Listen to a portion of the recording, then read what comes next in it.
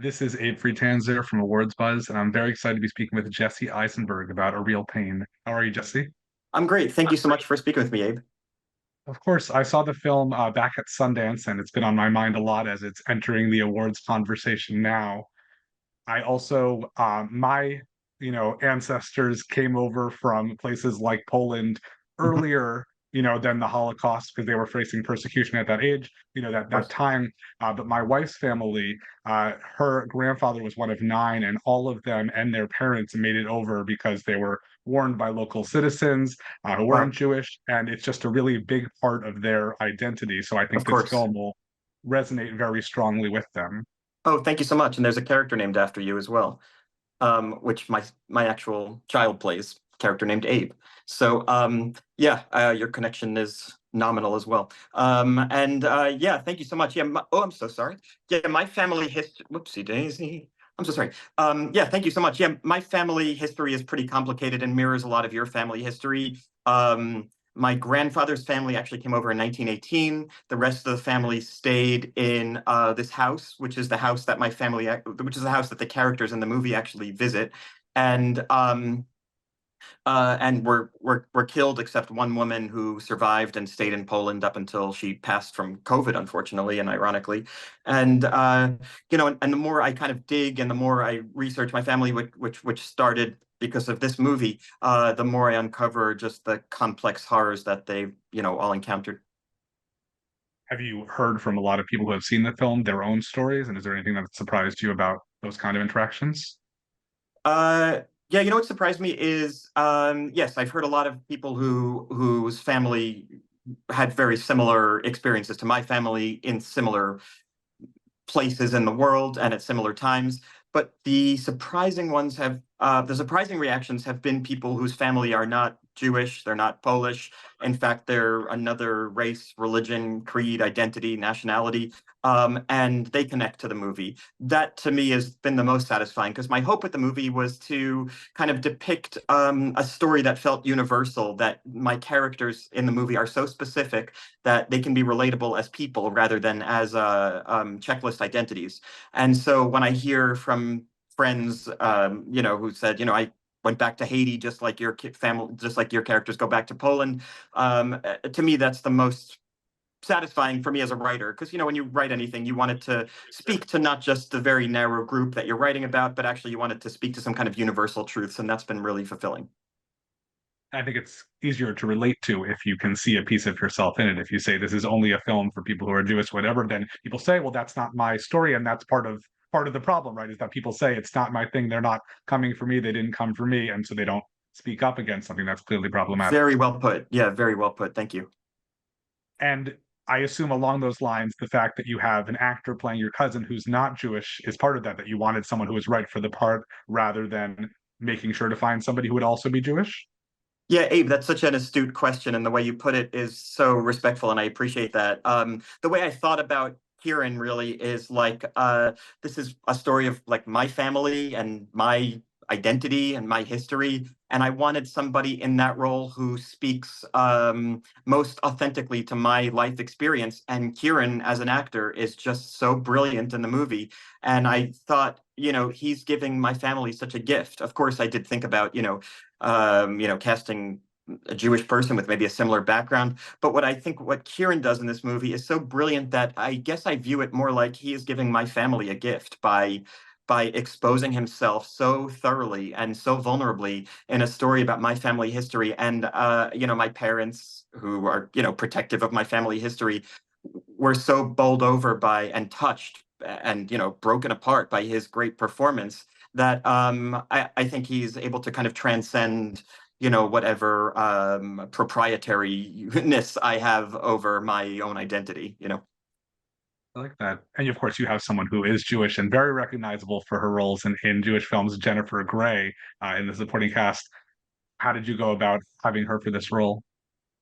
Jennifer, I was trying to cast somebody who had had a kind of like unexpected quality on a Holocaust tour, and by that I mean most of these Holocaust tours, judging from my research, are kind of retired suburban American Jewish tourists who, and I wanted that character to have a kind of a just her own turmoil. So her character is actually based on her character is named Marcia. She's based on my neighbor Martha, who was going through a divorce and trying to reconnect with her family history. And what I really liked about my neighbor Martha, who's such a cool woman, is that she was kind of looking as I was into her past to kind of find some meaning in her present, and we connected on that level.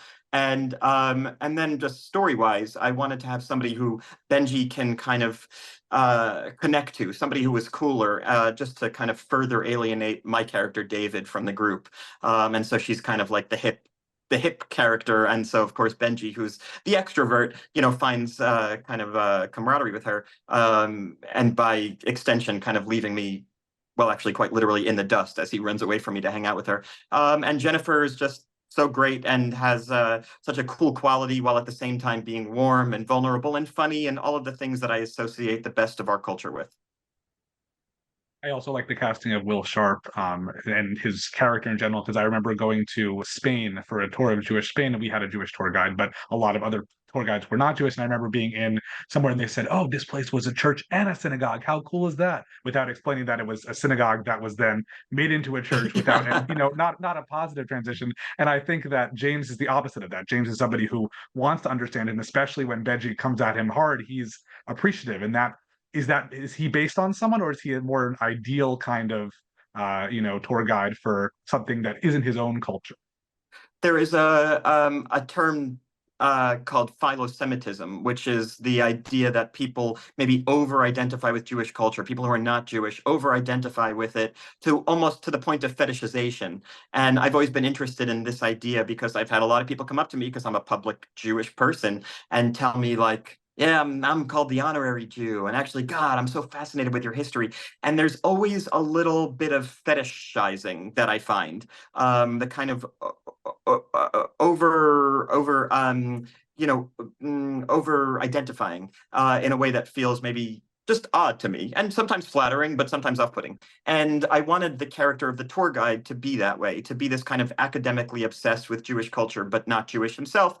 And so that it can create just a further texture and irony in the movie that we're going on this tour to try to view the sites of horrors and to try to connect with our family's horrors, but there's always some remove. And the remove is this academic tour guide, or the remove is we're staying in a 4-star hotel and traveling first class on a train to Auschwitz. And so there's always this ironic remove, because I was trying to, in some ways, implicitly make a comment on what these tours are, which are these very awkward things where it's, middle or upper middle class American Jews or European Jews or Australian Jews, kind of going on these tours and maintaining their creature comforts, staying in the nice hotels that they would normally stay on if they were to travel to Rome or to Paris, but during the days visiting sites of horror. And I wanted to kind of comment on that because it's something I've never been able to personally reconcile. And as a writer, I wanted to probe into what that experience is like. I think this is a very strong instance of portrayal of Jews, which I think is helpful. It's not one that's easy, and I think there's a lot of complication with it. But we actually spoke years ago. I wouldn't expect you to remember, at a roundtable for Holy Rollers, which is Mhm. another film that engages with Judaism in a very different and not especially positive way. How much do you think that film had an impact just on your own engagement with your Judaism? Oh, thank you so much. It had a big impact. When I did Holy Rollers, I was 25 or so, maybe a little older, 26, 27. And I hadn't actually been bar mitzvahed. I had dropped out of Hebrew school when I was like 12 years old, right before my bar mitzvah. And when I was doing research for the movie Holy Rollers, where I play a Hasidic Jew, I ended up getting bar mitzvahed because I would go to this thing called the 770, which is on Eastern Parkway in Crown Heights. And it's a school for Hasidic, young men. And they let me, I explained what I was doing, and some of them were open to speaking with me. And I wound up getting a bar mitzvah there. I was, 100 Hasidic young men were standing around me in this Hasidic school. And here I am, like a secular artist trying to do research for a movie and being wrapped into fill-in and being kind of serenaded by like 100 Hasidic men. And that's where I was excuse me, that shows my ignorance. That's where I was bar mitzvahed. And so strangely enough, my art, my profession has brought me closer to my faith in these roundabout and unexpected ways, including and especially a real pain where, you know, I'm a secular artist, and yet I am wind up doing tons of research for the movie, but research that is about my family history. I was made an honorary citizen of Krasnostav, which is the village that my family comes from. I'm about to go to the Polish embassy tonight. I'm staying across from it. This movie, again, I've reconnected through my heritage, and it's always been the case for me. I'm always, because I write personal stuff and I act in things that are personally related to me, I find these kind of unexpected connections. I also think Fleischman is in Trouble is a great example Of of course. Jewish representation. Just there's a lot of good, authentic stuff in there, which again, in a difficult story, I think is really really fantastic. Do you have ideas for your next project, and is Judaism something that will be central to it? Semi. My next project is announced tomorrow, and it takes place in the world of musical theater.